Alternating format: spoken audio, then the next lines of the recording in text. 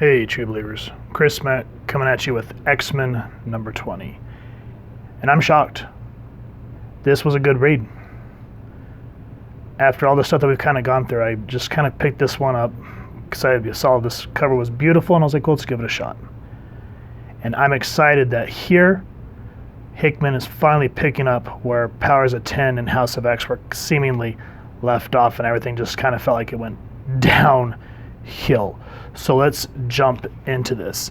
It opens up with Mystique, and she's talking to Forge.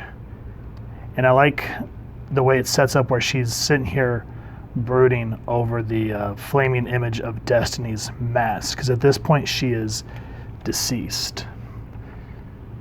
Well, she struck up a deal with Magneto and Eric. She needs to go to this place and destroy something, which we will get to in a minute. And what she gets in return is Destiny. She'll be moved up the resurrection chain. Now, keep in mind here, from House of X and Powers of 10, when we see Moira, she talks about how there can be no telepaths or precogs allowed alive on the island.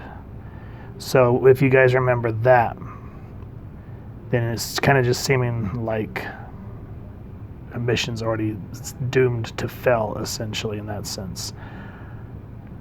Now, there's a little bit of reading here in the beginning because she's talking to Forge about the type of weapon she needs. And Forge is going on about how humans, even though we're against the humans, I admire what they've done. And he's talking about how they've taken and built stuff that's for good, but it always turns out to be a weapon.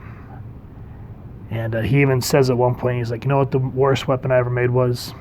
She's like, what? And he said, the one that turned us into them.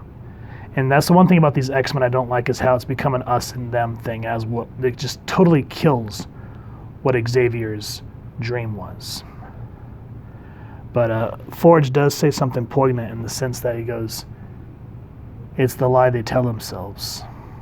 We started with such good intentions. And they even kind of hit back and forth on one another because he has this big wall of guns. And Raven says, well, how can you sleep at night? He goes, I sleep fine. And he's like, in the end, it's not the instrument that matters. It's the one who wields it and what kind of person they are. And how are you sleeping at night, Raven? And I like how she just deadpans him and goes, I sleep fine. So I just kind of like that tit for tat coming back. So here, what you find out is she's going to Orcus. Orcus, I forget how to pronounce it, was the hovering space station that we saw near the Sun and House of X, and the X-Men infiltrated it and just about near destroyed it. They ended up killing the husband, Dr. Gregor.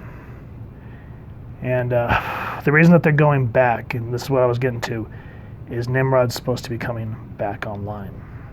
Now, if you remember from Powers of 10, Nimrod is a big deal in that series because the world just goes to hell under him and Omega's dictatorship. So Mystique's agreeing to go try to take the rest of the space station out since the X-Men failed in their first attempt. And she goes, when we have the deal, she goes, you will have my wife moved up to the front of the resurrection queue? Of course. Like Eric said, we made a deal. Only your failure prevents its completion. So the people working on this book is Jonathan Hickman writing, Francesco Mobili doing the art, Sunny Gho doing colors, VC's Clayton Cowles doing the lettering. Here's everyone else working on the book, and of course X-Men was created by Stan Lee and Jack Kirby. This is called A Tilting Within.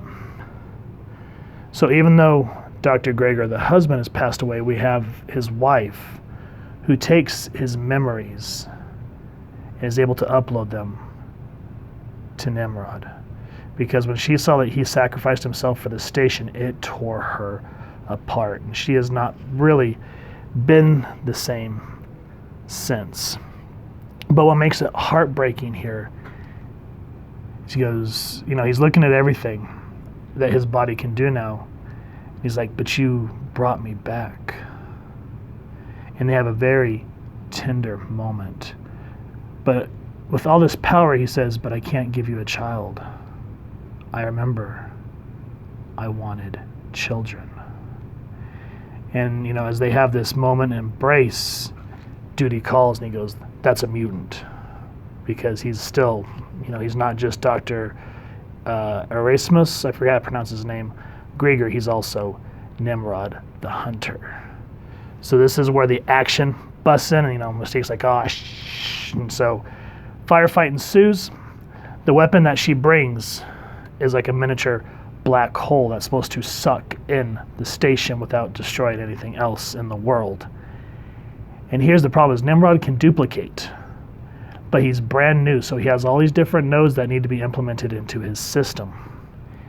And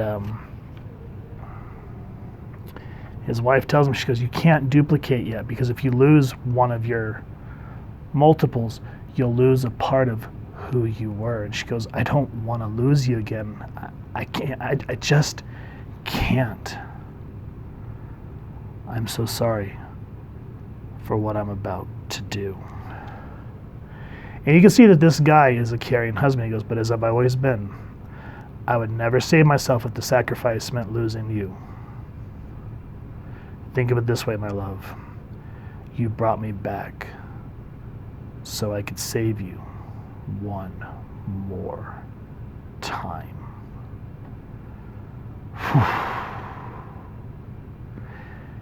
That hurts. And something happens that I don't want to give away. Needless to say that everyone that was part of House of X that was on the Orcish station, he kind of starts to see a new take on the not on the X-Men, but just on the mutants in general. He goes, don't you see, Omega? Those words are in conflict with their actions. It's obvious, isn't it? They don't just hate us. They fear us. And you're just kind of like, whoo, okay. Because now they're no longer afraid of the mutants. They're ready to take them on in full force. Now, Eric and Xavier are disappointed in Raven's mission. And they're having to start making a backup plan. And she goes, wait, what about Irene? That was Destiny's real name. And these are not the X-Men, I know, because they just look at her deadpan and they go, what about her? Just uncaring. That is not the Charles. I could see that coming from Magneto, but this is not the Charles Xavier I've known through the years. And that's heart-wrenching.